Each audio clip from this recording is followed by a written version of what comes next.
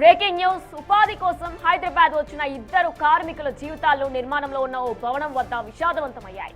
టోలీ చౌకీ పరిధిలో నూతనంగా నిర్మిస్తున్న 7 అంతస్తుల భవనానికి ఎలివేషన్ పనులు నిర్వహిస్తుండగా ఊహించని ప్రమాదం సంభవించి ముగ్గురు కూలీలు ప్రాణాలు కోల్పోయారు.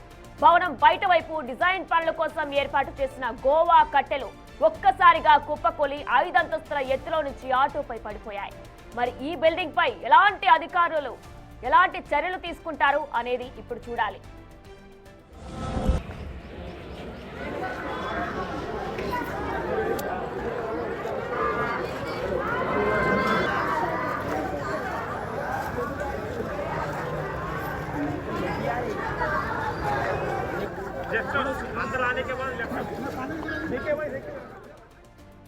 నిజానికి ఈ బిల్డింగ్ నిర్మాణంలో ఎక్కడా కూడా భద్రతా ప్రమాణాలు పాటించడం లేదని తెలుస్తుంది. కార్మికులకు జాకెట్స్ ఇవ్వాలి, గ్లౌజులు ఇవ్వాలి, కింద పడుకుంటా బెల్టులు ఉండాలి. కానీ అలాంటివి ఇంకా ఏమీ కనిపించడం లేదు.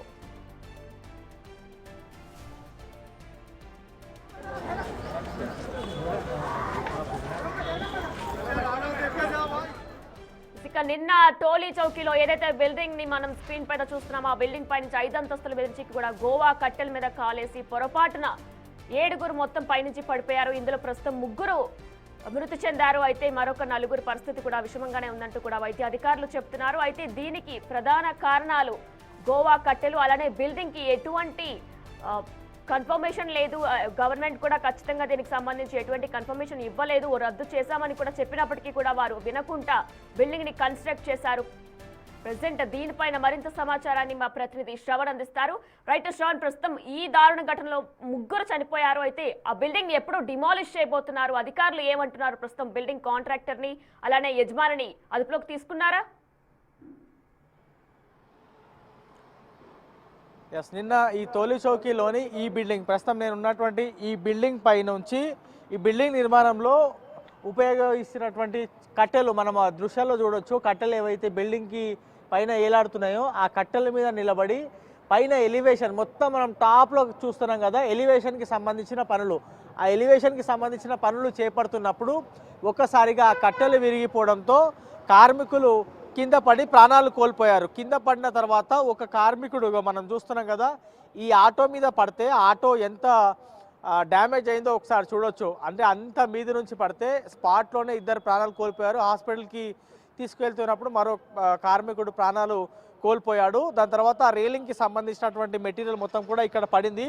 జిహెచ్ఎంసీ సిబ్బంది మొత్తం కూడా ఆ ఇటుకలన్నీ కూడా పక్కకు అన్నారు. సో ఈ బిల్డింగ్కి సంబంధించి ఒకసారి మనము నిర్లక్ష్యము 1 by 1 చూసేటువంటి ప్రయత్నం చేద్దాం. ఇటువైపున ఇది ఎలక్ట్రిక్ వైర్లు ఉన్నటువంటి స్తంభము, ఆ బిల్డింగ్కి ఆనుకొని మరీ ఆ స్తంభం ఉంది. అంటే ఎంత అధ్వానంగా, ఎంత నెగ్లిజెన్స్గా ఈ బిల్డింగ్ నిర్మాణం జరిగిందనేది ఒకటి. రెండోది, ఈ బిల్డింగ్ స్పేస్ చూడొచ్చు మనం అటువైపు నుంచి ఇటువైపు వరకు కేవలం 300 లేదా 320 గజాలు ఉంటుంది. అంటే G+2 లేదా G+3 మాత్రమే పర్మిషన్ వస్తుంది.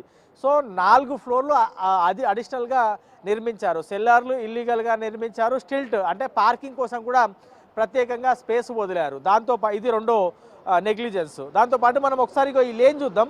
ఈ లేన్ కానీ పక్కన ఉన్నటువంటి రోడ్డు మనం ఒకసారి గమనిస్తే ఇంత చిన్న రోడ్డుకి ఇంత పెద్ద బిల్డింగ్ నిర్మించడానికి వీల్లేదు. పూర్తిగా రూల్స్కి విరుద్ధం. ఇది కేవలం నాకు తెలిసి ఒక 40 ఫీట్ రోడ్డు మాత్రమే ఉంటుంది. 40 ఫీట్ రోడ్లకి 7 ఫ్లోర్ల బిల్డింగ్కి సంబంధించిన పర్మిషన్ రాదు.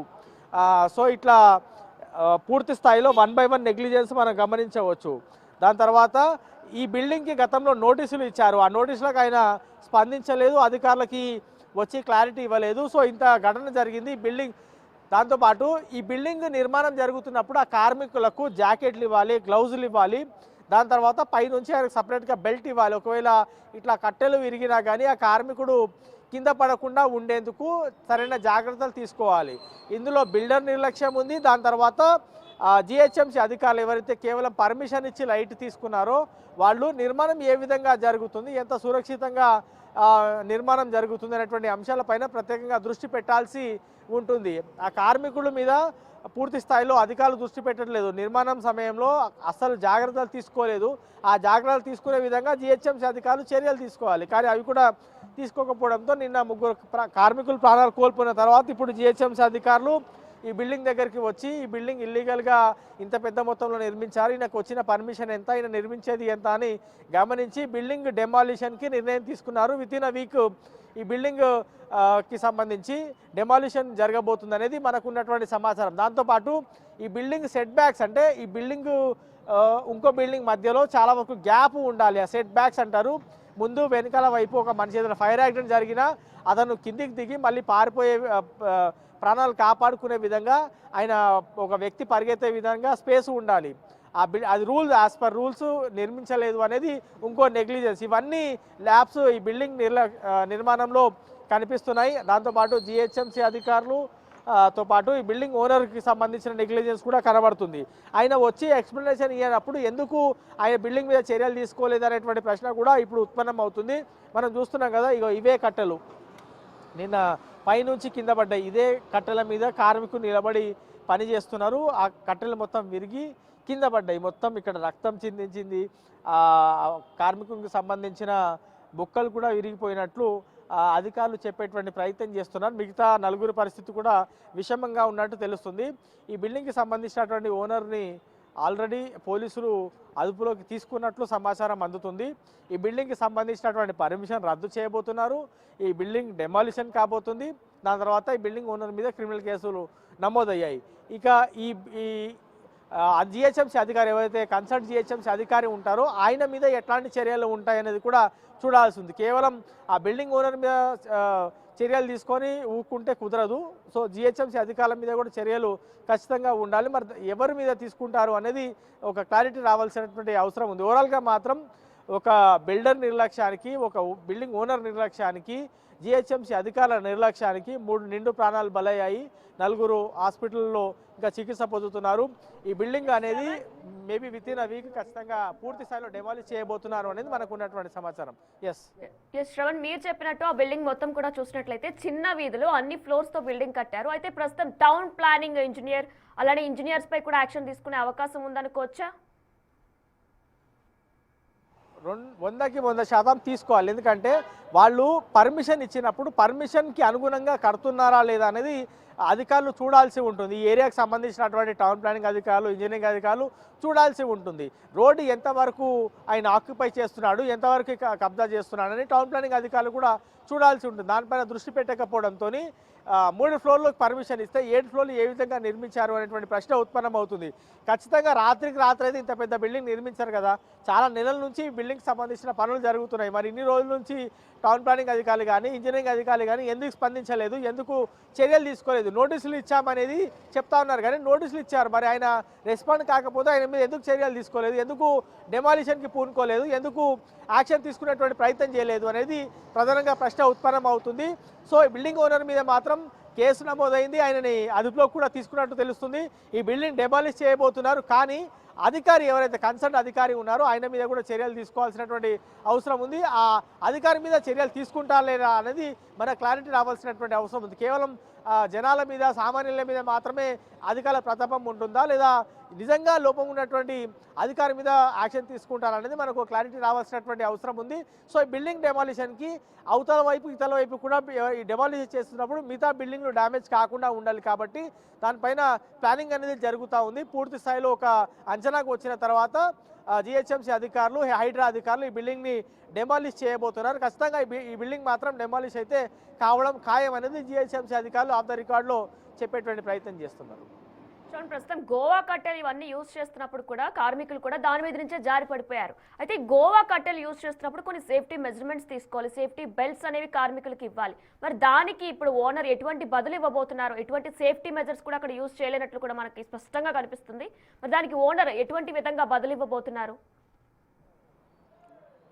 ఓనర్ దగ్గర ఎట్లాంటి ప్రశ్నకి సమాధానం లేదు. ఎందుకంటే గడుగున నిర్లక్ష్యం కనిపిస్తుంది. పర్మిషన్ తీసుకున్న విధంగా ఆయన కట్టలేదు, సెట్ బ్యాక్స్ వదలలేదు. దాని తర్వాత ఆ స్తంభానికి తగినట్టు నిర్మాణం చేశారు. అధికారులు నోటీసులు ఇస్తే వాళ్ళకి రెస్పాండ్ కూడా కాలేదు. ఆయన వెళ్ళి ఇచ్చుకునే ప్రయత్నం చేయలేదు. ఇప్పుడు నిన్న ఇంత పెద్ద ఘటన జరిగిన తర్వాత ఇక్కడికి వచ్చిందా లేదా అనేది కూడా అనుమానంగానే కనిపిస్తుంది. సో ఇంత పెద్ద నిర్లక్ష్యం కనిపిస్తుంది. కార్మికులతో పని చేస్తున్నప్పుడు వాళ్ళకి జాకెట్లు ఇవ్వాలి, గ్లౌజ్లు ఇవ్వాలి, ప్రత్యేకంగా బెల్ట్ కట్టాలి. ఒకవేళ కింద పడ్డా సరే ఆయన ఆ కట్టెలు విరిగిపోయినా సరే ఆయన కింద పడకుండా ఉండాలి. ఇవన్నీ కూడా జాగ్రత్తలు తీసుకోవాలి. అవేవి జాగ్రత్తలు తీసుకోలేడు. సో ఆయనను అదుపులోకి తీసుకొని విచారించేటువంటి అవకాశం కూడా కనిపిస్తుంది. మరి విచారిస్తున్నారా లేకపోతే ఇవాళ విచారణకు సంబంధించినటువంటి అంశం జరగబోతుందా అనేది మనకి పోలీసులు క్లారిటీ ఇవ్వాల్సినటువంటి అవసరం ఉంది. ఏదేమైనప్పటికీ ఓనరు బిల్డర్తో పాటు అధికార నిర్లక్ష్యానికి నిండు ప్రాణాలు బలయ్యాయి. దీనిపైన లోతైన విచారణ జరగాల్సినటువంటి అవసరం ఉంది. దాంతోపాటు అధికారుల మీద కూడా క్రిమినల్ కేసు నమోదు కావాల్సినటువంటి అవసరం ఉన్నటువంటి అభిప్రాయం కూడా వ్యక్తం అవుతుంది. ఈ బిల్డింగ్ ఎప్పుడు డెమాలిష్ అవుతుందనేటువంటి అంశం పైన అయితే ప్రధానంగా అందరూ దృష్టి సాధించారు. మేబీ విత్ ఇన్ వీక్ అవుతుండొచ్చు. కానీ ప్రస్తుతం నెగ్లిజెన్స్ అయితే చాలా పొట్టొచ్చినట్టు కనిపిస్తూ ఉంది. కట్టెలు మీద నిలబడే పని చేస్తున్నారు. గడిచినటువంటి కొంతకాలంగా దాని మీద నిలబడి పని చేస్తున్నారు అనేది చెప్తున్నారు. కానీ ఒక్కసారిగా మనం ఒకసారి ఆ ఎలివేషన్ చూస్తే ఒక్క ఎలివేషన్ని దాదాపుగా 7 మంది కార్మికులు అట్ ఎ టైం పనిచేస్తున్నారా? ఆ కట్టెల మీద ఆ వెయిట్ అంతా ఆపుతుంది అనేటువంటి ప్రశ్న కూడా ఉత్పన్నమవుతుంది. ఈ కార్నర్ నుంచి ఆ కార్నర్ వరకు మేబీ ఒక 3 కార్మికులు అట్ ఎ టైం పని చేస్తున్నారంటే మేబీ ఆ కట్టెలు ఆపుతుండొచ్చు. కానీ ఒక్కసారిగా 7 మంది కార్మికులు ఒకే ఎలివేషన్కి సంబంధించినటువంటి పనులు చేపడుతున్నారు. ఆ ఎలివేషన్కి సంబంధించినటువంటి పనులు చేపడుతున్నప్పుడే ఆ వెయిట్ ఎక్కువ అవ్వడమో లేకపోతే ఆ కట్టెలు మొత్తం వాటర్కి తడిసి మొద్దవడమో ఇది జరిగి ఉండొచ్చు ఖచ్చితంగా. అందుకే ఆ కట్టెలు విరిగిపోయాయి అనేది అధికారులు వేస్తున్నటువంటి అంచనా. సో 7 మంది కింద పడిపోయారు. ఖచ్చితంగా కట్టెలు పాత కట్టెలు కొంత పచ్చికయ్యాయి. చాలా రోజుల నుంచి దాని మీదే ఉండి పనిచేస్తున్నారని స్థానికుల దగ్గర నుంచి స్టేట్మెంట్ తీసుకున్నటువంటి అధికారులు ఆ విధంగా ముందుకు వెళ్తున్నారు. ఓనర్ దగ్గర ప్రస్తుతానికి చెప్పడానికి కూడా ఏమీ లేదు. పూర్తిగా అడుగడుగునా నెగ్లిజెన్స్ ఈ బిల్డింగ్ నిర్మాణంలో కనిపిస్తుంది. కాబట్టి ఆయనని రిమాండ్కి కూడా పంపించేటువంటి అవకాశం ఈరోజు కనిపిస్తూ ఉంది. Right, Shravan, thanks for the live details. Right, Shravan, thank you.